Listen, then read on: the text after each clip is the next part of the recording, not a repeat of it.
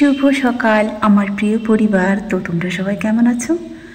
আশা করি সবাই ভালো আছো, সুস্থ আছো। তো চলো নতুন দিনের নতুন একটা ব্লগ দিয়ে শুরু করি।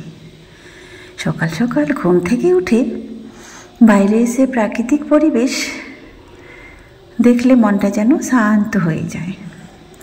রাজিয়া দেখি সকাল সকাল ব্ল্যাঙ্কেটটা এখানে শুকাতে দিয়ে দিয়েছি। সূর্যি মামা কেবল উঠছে ভাব, হয়তো বিছানা গোছাতে গিয়ে এখানে এনে রেখে দিয়েছি। গাছগুলো ধীরে ধীরে গ্রিলের উপরে উঠে গেল, অনেকটাই বড় হয়েছে। ভাবছি কদিন পরে চারদিক দিয়ে এভাবে তুলে দিয়ে যেন ঘিরে এই দিক থেকে আসে, আর এখানে তাহলে আর কাপড় শুকাতে দেওয়া যাবে না। চলে এসেছি রান্নায়।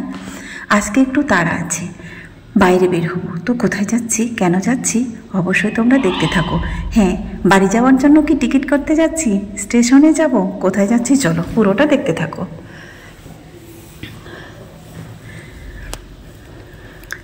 ঘরের যা কাজ ছিল, মোটামুটি অনলাইন যত কাজ ছিল আজকে মধ্যে সব কমপ্লিট করে দিয়েছি রাতের মধ্যে। এই মাসে আর কাজ হবে কি না জানি না। এই মাসে যদি কাজ না হয় তাহলে আমাকে পুরোটা মাসটাই বসে থাকতে হবে পড়াশোনা নিয়ে। তাই ভেবেছি কাজ যেহেতু আর নেই, তাহলে তো এখন ছুটি, তো চলো বাবার বাড়িতে কাটিয়ে দেওয়া আসা যাবে মোটামুটি ডিসেম্বর মাসটা পুরোটাই। হ্যাঁ, আর আসবো কি না তাও কোনো গ্যারেন্টি নাই, তাই তো। আসলে এই শহরটা ছিল আমার মায়ার শহর। আসলে বাচ্চাগুলা অনেক ছোট ছোট ছিল। দুজনকে আমি যখন স্কুলে যেতাম দুই হাতে দুজনকে হাত ধরে নিয়ে যেতাম। হ্যাঁ, তখন হয়তো আমার কোনো মোবাইল ছিল না।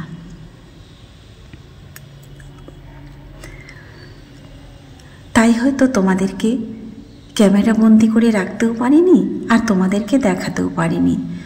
এখন মনে হচ্ছে ওই দিনগুলো যদি এইভাবে ক্যামেরাবন্দি করে রাখতে পারতাম তাহলে তারাও হয়তো দেখতো তারা কত ছোট ছিল, তাদেরকে নিয়ে কিভাবে স্ট্রাগল করে এসেছি, আর কিভাবে এতটাই ওদেরকে বড় করে তুলেছি। এই পর্যন্ত ওরা এতটা বড় হয়েছে। যখন ওরা রাস্তা পার হতে পারতো না তখন দুজনকে দু হাতে ধরে নিয়ে যেতাম, আবার নিয়ে আসতাম। রাস্তা পার হওয়াটা বড় ব্যাপার না, বড় ব্যাপার হচ্ছে তারাও তো চিনতো না কোন গলিটা কোন দিকে যাবে, কোথায় যাব, কোথায় আমাদের ভাড়া ঘরটা, আমার মা কোথায় আছে, এসবের কিছুই তারা বুঝতো না, জানতো না, কারণ অনেক ছোট ছিল। রিয়াকে আমি স্কুলে ভর্তি করেছিলাম 2.5 বছর বয়সে। যখন স্কুল থেকে যখন ছুটি হয়ে যখন বাড়িতে আসতো, বাড়িতে এসে তখন কিন্তু ততক্ষণে সে খাওয়া শিখেনি, ভাত খাওয়া শিখেনি। তারপরেও তাকে 2.5 বছর বয়সে স্কুল থেকে এসে তাকে ফিটিং করাতে হতো। তো যাই হোক, আজ পর্যন্ত পেরেছি যুদ্ধটা করতে। কিন্তু এই জন্যই এই কথাগুলো বলছি যে হ্যাঁ, বাড়িতে গেলে কি আর ফিরবো না, আসতে পারবো না। হ্যাঁ, তো বন্ধুরা তোমরা তো দেখেছো যুদ্ধ একদিন দুদিন এক নাগারে 7 থেকে 8 বছর যুদ্ধ করাটা অনেক কঠিন। আর সব থেকে বড় কথা হচ্ছে শরীরটাও আর সায় দিচ্ছে না। যেখানে আমার উপর সব কিছুই নির্ভর করছে, শরীরটাও আর অতটা সায় দিচ্ছে না। তাই ভরসাও পাচ্ছি না যে এবার গেলে ফিরে আসব, সেই ভরসাটা আমার নেই। আমি যেন যে ওভার কনফিডেন্সটা আমার মধ্যে ছিল সেটা যেন কোথায় হারিয়ে ফেলেছি। হ্যাঁ, তোমরা হয়তো সবাই অনেকেই কমেন্ট করে আমাকে সাহস দাও। তখন যদি মুখ থুবড়ে পড়ে যায় না, তোমাদের এক একটা কমেন্ট আমাকে স্ট্রং করে তোলে, আবার যেন সোজা হয়ে দাঁড়িয়ে যায়। এই মেরুদণ্ডটা সোজা করতে করতে আজ পর্যন্ত এই পর্যন্ত এসে দাঁড়িয়েছি। জানি না শেষ প্রান্তে কি হবে, তবে হ্যাঁ, শুরু যখন করেছি তার শেষও তো আছে, তাই না? অবশ্যই আছে। তোমার সঙ্গে কথা বলতে বলতে গাছ থেকে ধনিয়া পাতা তুলে নিয়ে এসেছি আমার ব্যালকনি থেকে। চাটনি করাও হলো, রান্নাও হলো, সব কিছু কমপ্লিট। তো যেহেতু বাইরে বের হবো, তো তাড়াতাড়ি করে রান্না বান্না কমপ্লিট করে খাওয়া দাওয়া করে এবার বের হতে হবে। মাছ ছিল আগে থেকে ভাজা, আর ফুলকপি আলু টমেটো দিয়ে মাছের ঝোল আর ধনেপাতার চাটনি, আর কিছুই করব না। করলা ভাজাটা থাকে। তো বন্ধুরা, এইভাবে তোমরা কারা কারা ধনেপাতা চাটনি খাও অবশ্যই ছোট্ট একটা কমেন্ট করে জানাবে। হ্যাঁ, ছোটোবেলায় এইভাবে ধনেপাতার চাটনি আর তার সঙ্গে একটা তেঁতুল পুড়িয়ে দিয়ে বলতে বলতে যেন জিভে জল চলে আসছে। আমাদের গ্রামে একটা তেঁতুল গাছ ছিল, যার বয়স নাকি শুনেছিলাম 100 বছরেরও বেশি।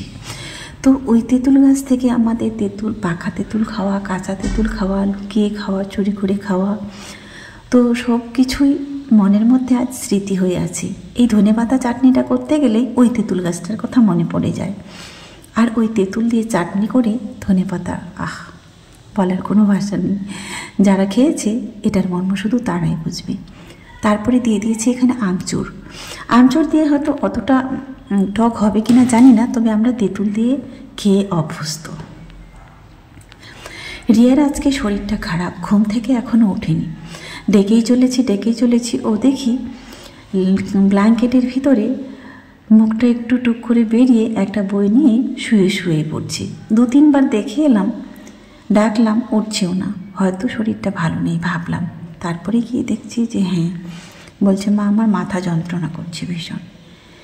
এই মাথা যন্ত্রণায় মেয়েটার চুলটা পুরোটাই উঠেই গিয়েছিল, আবার গজিয়েছিল, আবার শুরু হয়েছে সেই মাথা যন্ত্রণা। মাথা যন্ত্রণাটা আমাকে যেন পাগল করে তুলেছিল বেশ 1-1.5 বছর। কটা দিন আবার শান্তিতে ছিলাম, আবারও শুরু হয়েছে। রাজিয়া সবার প্রথমে খাচ্ছে, বলছে ধনেপাতা চাটনিটা দিয়েই খাচ্ছে, আমি এখনও খেতে আসিনি। আমি বললাম যেহেতু বাইরে বের হবো তাহলে স্নানটা করে নিই, স্নান করে রেডি হয়ে একবারে খেয়ে দিয়ে বেরিয়ে পড়বো।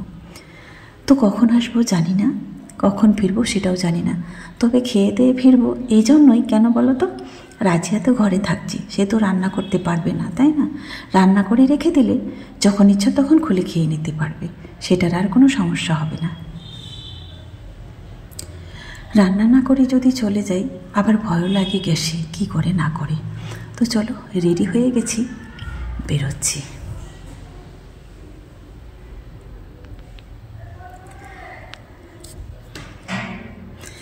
যে কোথাও যাই, রিয়া আমার সঙ্গ পিছু ছাড়ে না। ওকে ছাড়া আমিও যেতে পারি না, সেও আমাকে ছাড়া থাকবেও না এক মুহূর্ত। আর ছোট রাজিয়ার কিন্তু অভ্যস্ত হয়ে গেছে আমাকে ছেড়ে থেকে ও বেশি একাই পছন্দ করে, একা থাকতে। তো চলো, 3 তলার উপর থেকে নামতে, ওপরে একটা গেট, নিচে 2টা গেট পার হতেই যেন অর্ধেকটা সময় চলেই যায়।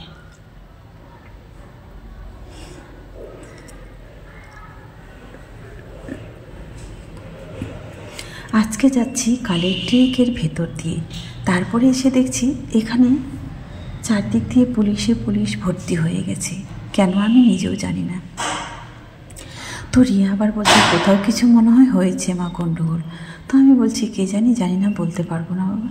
তো এইটুকু পর্যন্ত টোটোতে করেই গেলাম।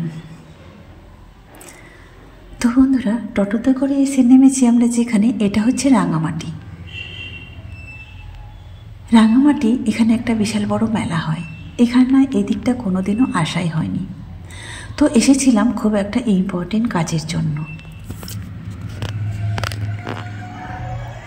এই রাস্তাটা দিয়ে এত সুন্দর লাগছে দৃশ্যটা, আর কি বলবো। 2 দিক থেকে গাছ, আর এটা বিশাল বড় একটা মাঠ। সম্ভবত এই মাঠটায় চার্চের মেলা হয়। চার্চের মেলাটা কিন্তু এই ঠান্ডার সময় হয় বিশাল বড় করে। আসার সময় এসে দেখছি কালেক্ট্রেট মোড়ে বিশাল বড় একটা মিছিল, তাও বলতে পারবো না কিসের মিছিল। তারা না শুনছি ডিএম অফিসে নাকি ঘেরাও করেছে, সেটাও জানি না কেন, কিসের জন্য। সবাই যেমন সাধারণ দর্শক হয়ে দেখছে, আমিও তেমনি দাঁড়িয়ে এক কোনায় সাধারণ দর্শকের মতো টুকটুক করে দেখছি, জানার চেষ্টাও করিনি যে কিসের মিছিল, কেনই বা এসেছে। তো বন্ধুরা,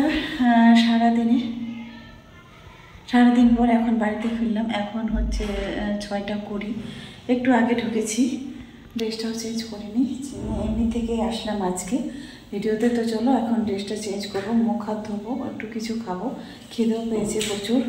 তো সেই যে বেরিয়েছিলাম, যখন আজকে যাওয়ার সময় তো একটু ভিডিও করেছিলাম, সেই যে বেরিয়েছিলাম, এই যে একটু আগে ঢুকলাম।